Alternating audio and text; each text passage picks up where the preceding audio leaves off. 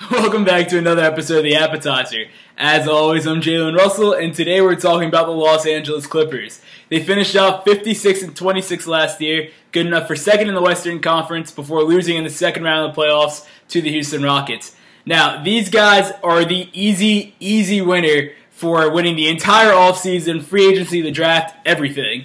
They re-signed DeAndre Jordan, which was this long saga with the Mavericks, and it's not only a win over the Mavericks, but it's a win for their team in general. They end up keeping their core with CP3, Blake, and DeAndre, but DeAndre is their defensive stopper at the rim at least. CP3 stops the guards on the perimeter, but he is their guy that holds down the lane. Not only does he excite the fans on the offensive end, but he also does it on the defensive end with his thunderous blocks that save so many points for that team, so that was huge for them.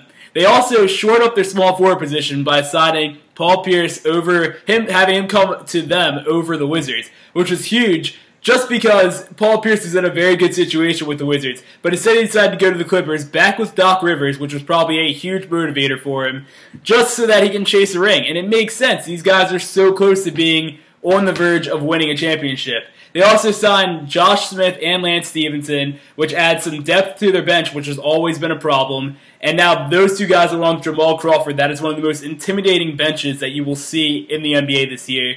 And they also added Brandon Dawson, a big guy from Michigan State who's played extremely well in big situations, who is going to just be great for them off the bench as well. Now, the only two people that they really lost that are going to make a big difference are, well, arguably a big difference, are Matt Barnes and Spencer Hawes. Hawes could never adapt to his role coming off the bench, so losing him isn't really too much of a problem for them. Now, Matt Barnes did add a toughness to this team that they're going to lack a little bit next year, but with Josh Smith and Lance Stevenson coming, I'm pretty sure they have enough goons on their team to last them a season.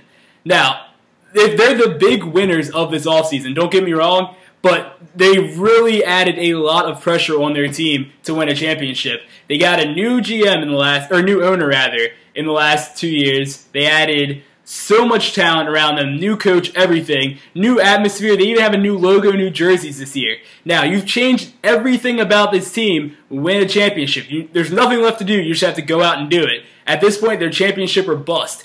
And with all that being said, I have these guys finishing third in the Western Conference behind the Spurs and the Golden State Warriors. Probably around 59, 60 wins. It should be a really good season for these guys, but really all the pressure comes on in the playoffs, and we'll have to see what they can do there.